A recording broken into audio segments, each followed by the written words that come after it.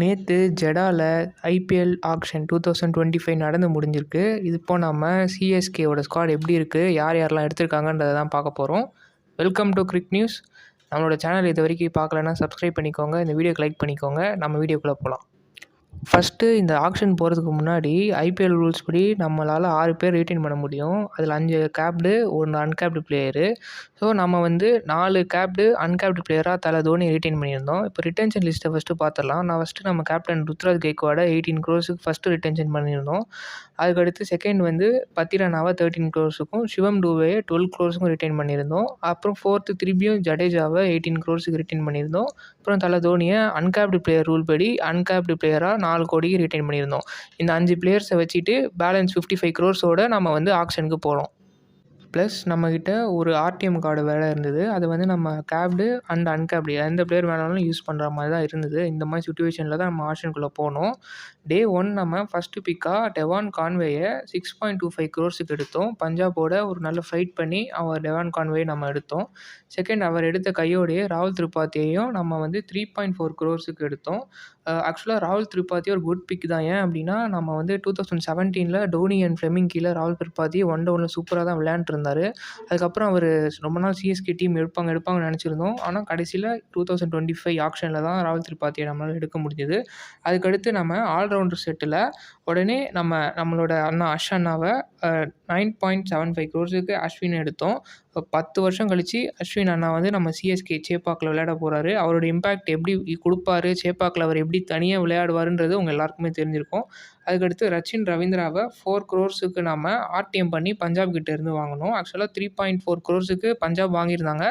அவங்க வந்து RTM use பண்ண அவங்க ஐக்கு வந்து ஒரு 60 lakhs கொடுத்து 4 crores கொடுத்துருந்தாங்க. நம்ம திரும்பியும் ரச்சின் ரவீந்திராவை 4 crores ஆர்டிஎம் பண்ணியிருந்தோம். அடுத்த பிக்காக பேஸ் பவுலர்ஸில் கலீல் அகமதை 4.8 crores நம்ம எடுத்திருந்தோம். இவரால் 2 சைடும் பாலை ஸ்விங் பண்ண முடியும். ஒரு தீபக் சஹருக்கு ஒரு பேக்கப் மாதிரியோ இன்னொரு ஸ்விங் பவுலரை தான் நம்ம எடுத்திருந்தோம்.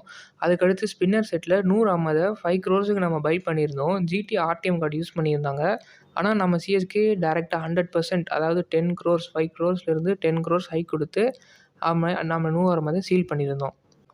அதுக்கப்புறம் நம்ம விஜய் சங்கரை 1.2 crores எடுத்து டே 1 ஆஃப் த ஆக்ஷனை ஃபினிஷ் பண்ணியிருந்தோம். இது வரைக்கும் சிஎஸ்கே வந்து சூப்பராகவே எல்லாருமே பிக் பண்ணியிருந்தாங்க. டே 2க்கு நம்ம ஆக்ஷனுக்குள்ளே போகும்போது ஃபஸ்ட்டு பிக்காக நம்ம வந்து சாம் கரனை 2.4 crores எடுத்திருந்தோம். ஆக்சுவலாக பஞ்சாப் வந்து ஆர்டிஎம் பண்ணலாமா வேண்டாமா அப்படின்றத ரொம்ப நேரம் டிஸ்கஸ் பண்ணிவிட்டு கடைசியில் நாங்கள் ஆர்டிஎம் பண்ணலை அப்படின்னு சொல்லிட்டாங்க. அதுக்கடுத்து நம்ம தீபக் ஹூடாவை 1.7 crores எடுத்திருந்தோம்.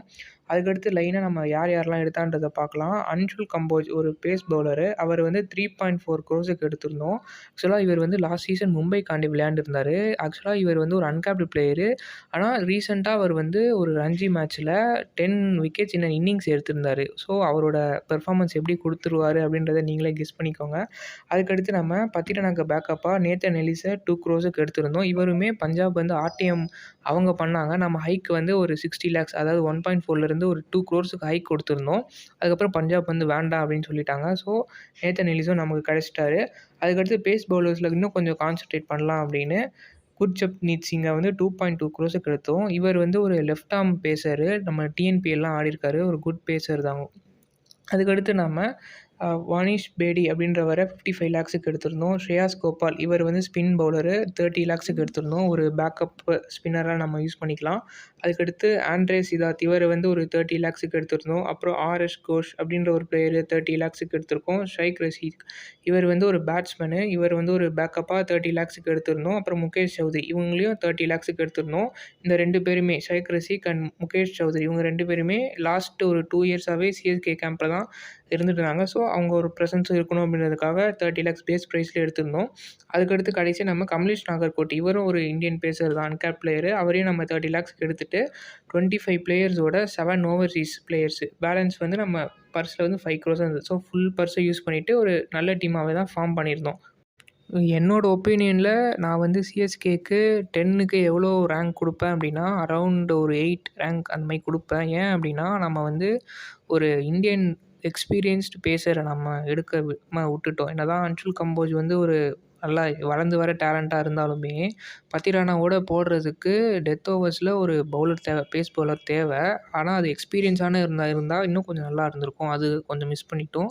அப்புறம் இன்னொன்னு பேட்டிங்கில வந்து ஒரு ஹார்ட் ஹிட்டர், ஒரு டெத்தில் வந்து ஒரு ஹார்ட் ஹிட்டர் நமக்கு தேவை. மேபி ஒரு ஃபாரினர் ஆர் இந்தியன் யாராவது ஒருத்தர் எடுத்திருந்திருக்கலாம். ஸோ இந்த ஒரு 2 விஷயத்தில் மட்டும் மிஸ் பண்ணிட்டோன்றதுனால நான் வந்து 8 அவுட் ஆஃப் 10 குடுப்பேன். ஸ்பின் அட்டாக்கு மற்றபடி இந்தியன் பேசர்ஸு அப்புறம் மற்ற பேட்டர்ஸ்லாம் ஓகே தான். இப்போது என்னோட ப்ரெடிக்டட் டீம் 11 வந்து எப்படி இருக்கும் அப்படின்னா, Devon Conway along with Ruturaj Gaikwad open பண்ணுவாங்க. ஒன் டவுனில் வந்து ராகுல் திரிபாதி, அதுக்கடுத்து சிவம் தூபே வருவார். அதுக்கடுத்து Sam Curran or Rachin Ravindra, அது கண்டிஷனுக்கு ஏற்றபடி அவங்க விளையாண்டுருப்பாங்க. அதுக்கடுத்து தீபக் ஹூடா வேணும் அப்படின்னா அவங்கள இம்பேக்ட் பிளேயராக தீபக் ஹூடாவை கொண்டு வரலாம். அதுக்கடுத்து 7th வந்து டோனி, 8th ஜடேஜா, 9th வந்து அஸ்வின், 10th வந்து நூர் அகமது, 11th வந்து கலீல் அகமது. அதுக்கடுத்து இம்பேக்ட் பிளேயராக பத்திரனா யாராவது சிவம் துபேக்கு பதிலாக நம்ம கொண்டு வரலாம். அதுக்கடுத்து நம்ம டீம் வந்து அவேல போனோம் அப்படின்னா, வேறு யாராவது ஒரு ஸ்பின்னரை ரெஸ்ட் பண்ணிவிட்டு கூட நம்ம வந்து இத்தனை பேஸ் பவுலர் எடுத்து வச்சுருக்கோம், அவங்கள கூட நம்ம விளையாட வைக்கலாம். ஸோ என்னோட ரேங்கிங் வந்து 8 அவுட் ஆஃப் 10 சிஎஸ்கே. உங்களோட ரேங்கிங் என்ன? என்னென்ன பிளேயர்ஸ்லாம் நம்ம மிஸ் பண்ணியிருக்கோம்? என்னென்ன பிளேயர்ஸ் எடுத்திருந்தா நல்லா இருந்திருக்குன்றத நீங்க கமெண்ட் பண்ணுங்கள். தேங்க் யூ ஃபார் வாட்சிங். நெக்ஸ்ட் டீமோட ரிவ்யூவை நம்ம அடுத்த வீடியோவில் பார்க்கலாம்.